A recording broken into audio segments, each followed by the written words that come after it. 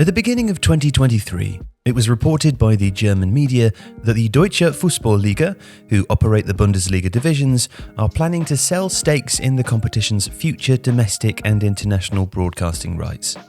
According to estimates, this could potentially raise billions of euros, which could then be invested by the leagues and the clubs within them. The promise of a future cash injection might have enthused supporters across Germany, but they're actually furious. And this is why.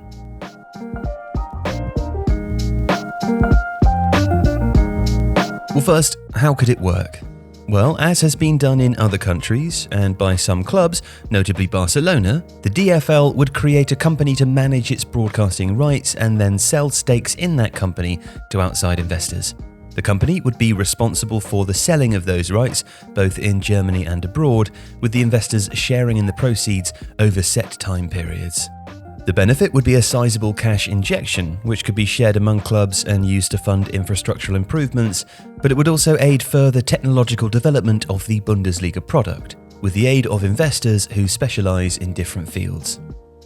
This second point is key to the DFL. The Bundesliga is at a significant financial disadvantage to the Premier League, and its future depends partly on its ability to penetrate new markets.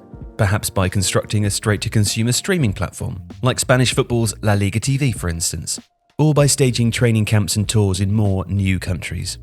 Virtual holdings which display different advertisers to different markets are another idea and characterise the kind of evolution that the DFL would likely have in mind. Investment by private equity firms would help fund that kind of evolution. And these are the advantages that the Bundesliga needs to find. Its current domestic broadcasting contract is actually the second richest among Europe's top leagues, behind only the English Premier League. However, comparing the respective leagues' value in the foreign broadcasting rights market paints a very different picture, with the Bundesliga commanding less than a tenth of what the Premier League earns on an annual basis, and also lagging well behind Spain's LaLiga and Italy's Serie A in annual value. It's a particularly difficult challenge for German clubs, who, unlike those from Europe's other top divisions, are subject to the 50+1 rule. It's not possible for an individual or outside investor to buy a controlling stake in a German club, and that denies them the kind of wealth that benefits Manchester City, Paris Saint-Germain, or Chelsea, and which can bring, through exorbitant signings, quick success and global media attention to raise the profile and broadcasting value of a league. A different strategy is required for the modern football world, and according to the Financial Times, the current idea has been under discussion for several years. The paper also reported back in February of 2023 that the DFL has already distributed a 110-page English-language prospectus to potential investors, including CVC, EQT, KKR, Advent Blackstone, and Bridgepoint. CVC will be a familiar name to many, having purchased a share of media rights in French and Spanish football.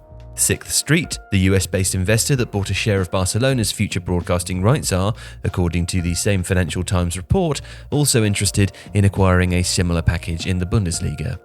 But despite the potential upsides, fans are fearful, and in some cases, angry.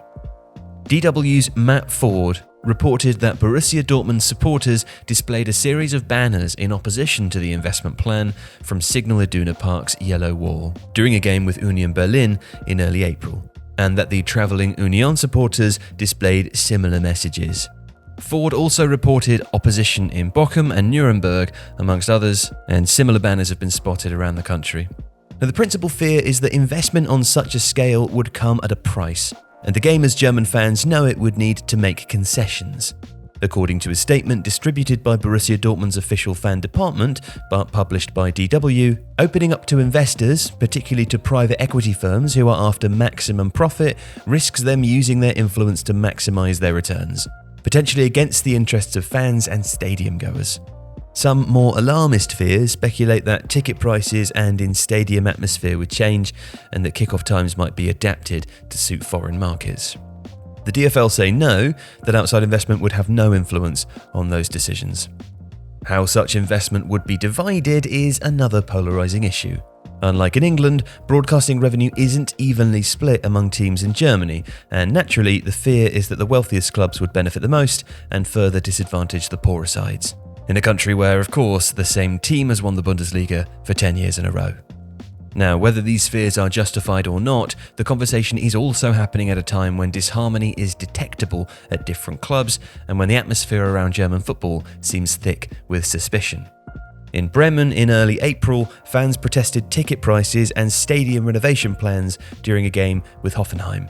In Hamburg, a week later, before a match against Hanover, fans protested what they believed were exorbitant ticket prices with banners that read, "Football must be affordable" and "Welcome to the most expensive second division circus in the world."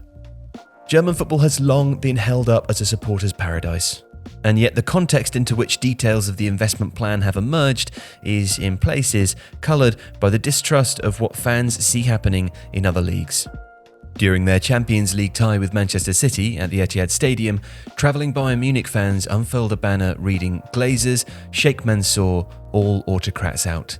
Football belongs to the people." Whether the DFL's initiative proceeds will depend on a vote taken by representatives of the 36-member clubs, and it will need a 2/3 majority to pass. But regardless of outcome, German football remains in an awkward position between protecting what makes it special and ensuring that its clubs can still compete. If you like this video, please consider subscribing to the channel. The Athletic is home to some of the world's best sports journalists, including journalists dedicated to each Premier League team, so every fan gets the coverage they deserve, not just the big clubs. And you can try it for free now for 30 days. See the link in the description.